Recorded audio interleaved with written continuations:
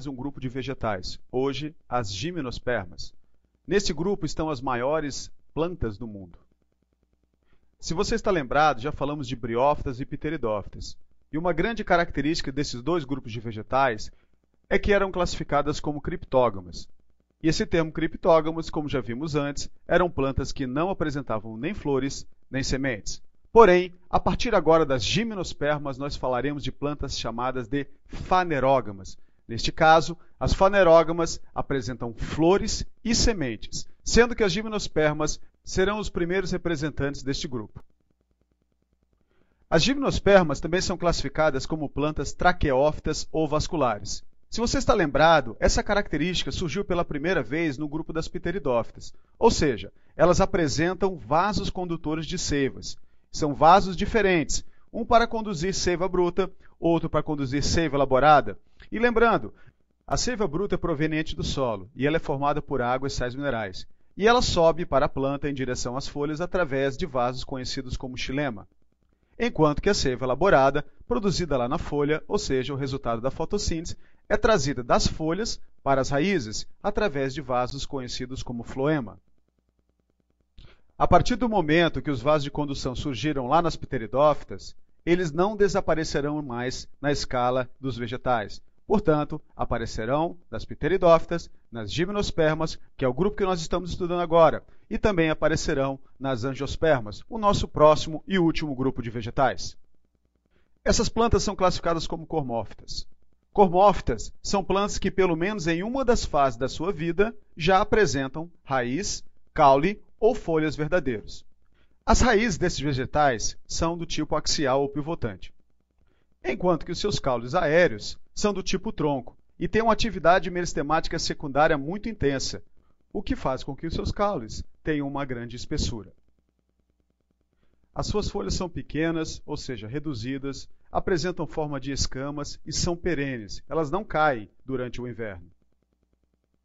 Alguns representantes deste grupo de gimnospermas são conhecidas como coníferas, e isso se deve pelo aspecto da copa de suas árvores, ou seja, apresentam um aspecto cônico, um formato de cone.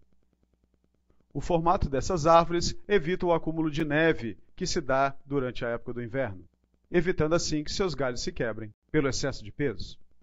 As gimnospermas também são classificadas como plantas espermatófitas. Espermato significa semente. Então, são o primeiro grupo de plantas a apresentarem sementes.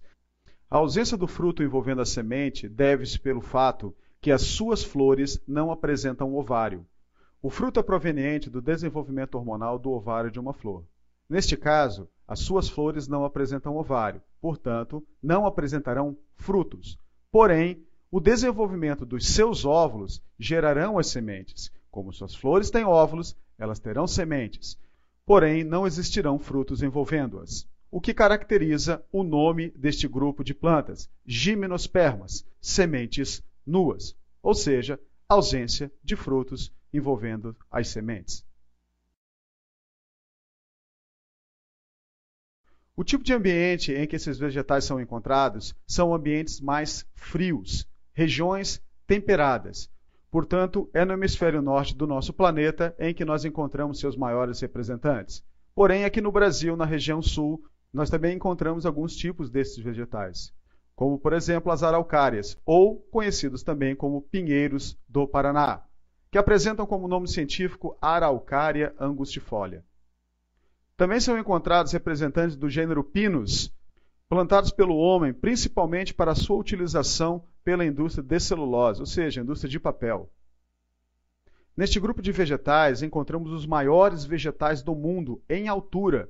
São árvores gigantescas, como as grandes sequoias encontradas nos Estados Unidos, atingindo mais de 80 metros de altura.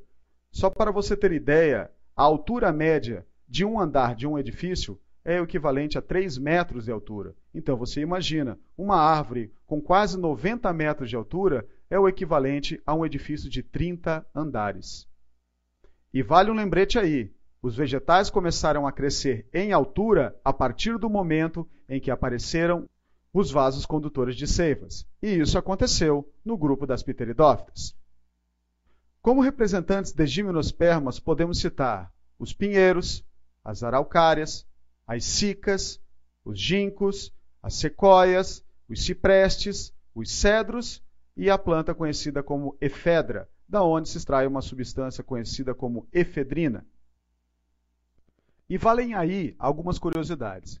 A General Sherman é uma sequoia localizada no Parque Nacional Sequoia, na Califórnia, a oeste dos Estados Unidos, onde ela apresenta um volume imenso. É a maior árvore do mundo em termos de volume. Ela apresenta 83,8 metros de altura, 11,1 metros de diâmetro e a sua circunferência na base mede 31,3 metros. Valendo lembrar que as sequoias, sendo as maiores árvores do mundo, algumas delas podem atingir mais de 100 metros de altura. Vamos falar agora um pouquinho da reprodução das gimnospermas. Assim como as pteridófitas, as gimnospermas também apresentam a alternância de gerações. O que significa isso? Uma geração sexuada seguida de uma geração assexuada, e assim por diante ao longo de toda a vida do vegetal. Nesse tipo de reprodução existem duas gerações de vegetais. Uma geração esporofítica, duradoura, diploide, ou seja, 2N, e uma geração gametofítica, passageira ou efêmera, haploide. Nestes vegetais, a geração esporofítica é duradoura. Quando você olha para o vegetal, lá está ele, durante o ano inteiro, verdinho, com as suas características bem conhecidas. Entretanto, a geração gametofítica só vai aparecer em época de reprodução.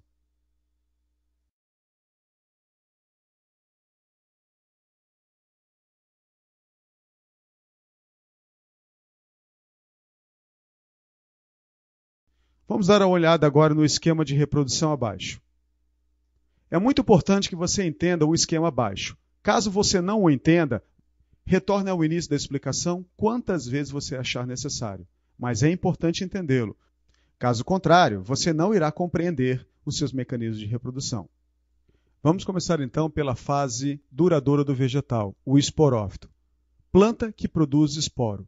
Essa estrutura é uma estrutura 2N, que, como o nome está falando, produzirá um esporo. Neste caso, os esporos de um esporófito 2N serão esporos haploides, ou seja, esporos N. Os esporos haploides produzidos a partir de um esporófito diploide estarão agora se desenvolvendo e estarão formando um gametófito N. Nesse caso, uma planta que produz gametas. Os gametas produzidos a partir desse gametófito haploide também serão haploides. E após um processo de fecundação que estaremos vendo a seguir, estarão se desenvolvendo, formando novamente um esporófito diploide, iniciando assim o novo ciclo de vida na planta. Os esporófitos são organismos pluricelulares. Neste caso, através de um processo de meiose, veja bem, meiose, estarão produzindo esporos N. Esses esporos apresentam metade do material genético da planta-mãe. Os esporos são estruturas unicelulares, que ao se desenvolverem por processo de mitose, estarão formando agora um novo organismo pluricelular conhecido como gametófito. Os gametófitos agora, organismos pluricelulares, através de um processo de mitose, estarão produzindo seus gametas, que neste caso são estruturas unicelulares, que após o processo de fecundação, estarão formando uma nova célula conhecida como zigoto. Neste caso, o zigoto agora é também 2N, ou seja, diploide. Após a sua formação, o zigoto agora começa a se desenvolver. E ao se desenvolver por processo de mitose, formará novamente uma fase chamada de esporófito, iniciando assim um novo ciclo de vida no vegetal. Antes de falarmos mais especificamente do ciclo de vida das gimnospermas, vamos falar alguns aspectos que mudaram na reprodução desde as pteridófitas agora para as gimnospermas. Uma grande diferença que aconteceu entre esses dois grupos de vegetais foi que agora nas gimnospermas a reprodução se tornou independente da água. Isso porque apareceram as flores agora. Agora, esses grupos de vegetais não dependem mais da água para a reprodução, pois eles não apresentam mais gametas masculinos flagelados. A sua reprodução agora está vinculada à presença de agentes polinizadores, dos quais o vento é o seu grande representante. Como falamos no início dessa aula, as gimnospermas são plantas conhecidas como fanerógamas. Apresentam flores e sementes. Nesse caso, as suas flores não apresentam atrativos. Não têm cores vibrantes, não tem presença de nectários, não tem formas atrativas, o que impossibilita a atração de agentes polinizadores de origem animal, uma vez que os mesmos sempre são recompensados por alguma coisa que a planta os oferece para que aconteça a polinização de suas flores. Suas flores são conhecidas como cones ou estróbilos por causa do formato cônico que as mesmas apresentam. O agente polinizador neste grupo de vegetais é o vento, pois as suas flores apresentam características que só atraem o vento como seu agente polinizador. Isso nós chamamos de anemofilia, afinidade pelo vento. Para que este grupo de vegetais seja polinizado pelo vento, o seu pólen deve apresentar algumas características para que isso aconteça, como, por exemplo, deve ser seco, leve e produzido em grande quantidade. E um aspecto interessante com relação às flores. As flores masculinas produtoras do grão de pólen, elas devem estar na ponta, no topo do vegetal, para que o vento possa passar através das mesmas e carregar o pólen até uma flor feminina, que fica localizada na parte inferior dessas plantas. Nas briófitas e pteridófitas, o gametângio masculino, ou seja, a estrutura produtora de gametas, era conhecido como anterídeo, produzindo um gameta masculino flagelado, conhecido como anterozoide. A partir de agora, nas gimnospermas e nas angiospermas, o gametângio masculino estará dentro do grão de pólen, sendo que o gameta masculino agora será conhecido como núcleo espermático. E uma característica, este núcleo espermático não apresenta flagelo, portanto, ele deve ser conduzido até a oosfera, que é o gameta feminino, produzido agora, neste caso, nas gimnospermas, pelas escamas ovolíferas, que são, neste caso, os gametângios femininos.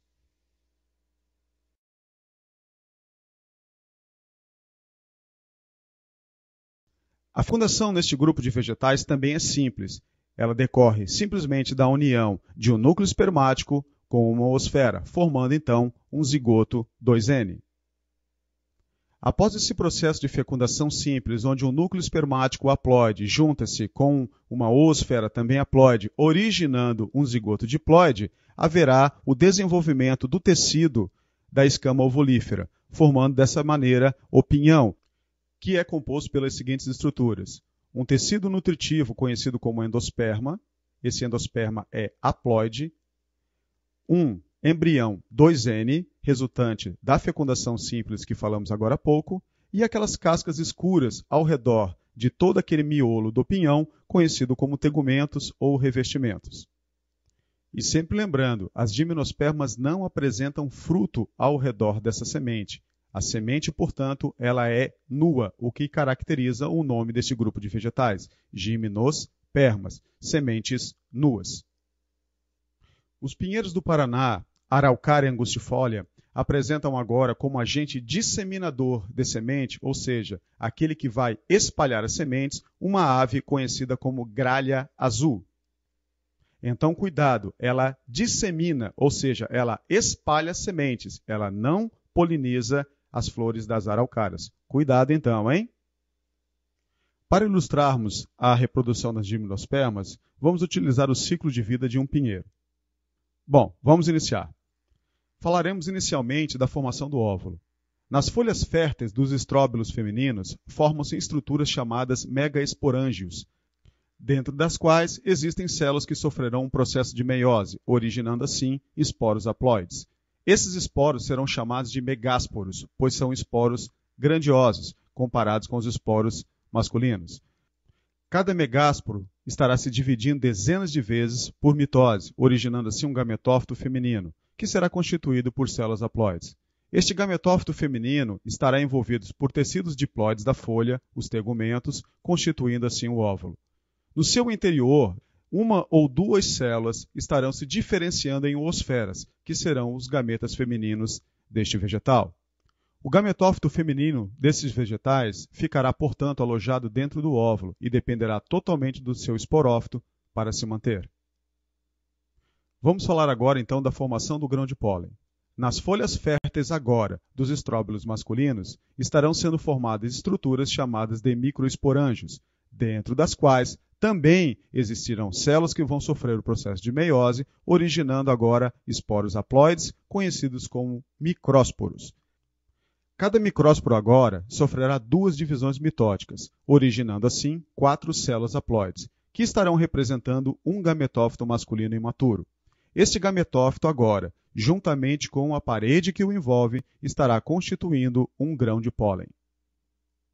Os grãos de pólen serão liberados dos estróbilos masculinos e serão agora carregados pelo vento até os estróbilos femininos. A chegada dos grãos de pólen ao óvulo é chamado de polinização. Ao chegar ao óvulo, o grão de pólen estará se alojando em uma cavidade dos envoltórios ovulares, onde será formado um tubinho, o tubo polínico. Esse tubo vai crescer e vai penetrar no óvulo até encontrar a oosfera. Durante a sua formação, uma das células do grão de pólen vai se dividir e originar 2 gametas masculinos, conhecidos como núcleos espermáticos. Com isso, o gametófito masculino estará atingindo a sua maturidade. Os 2 núcleos espermáticos vão deslizar pelo tubo polínico e um deles estará se fundindo à oosfera, originando assim o zigoto. O outro núcleo espermático vai ser destruído. O zigoto, portanto, agora, resultante de uma fecundação, passará a se dividir, formando então um embrião. Este vai se desenvolver e vai produzir um novo esporófito de gimnosperma, fechando assim o seu ciclo. E como será formada a semente?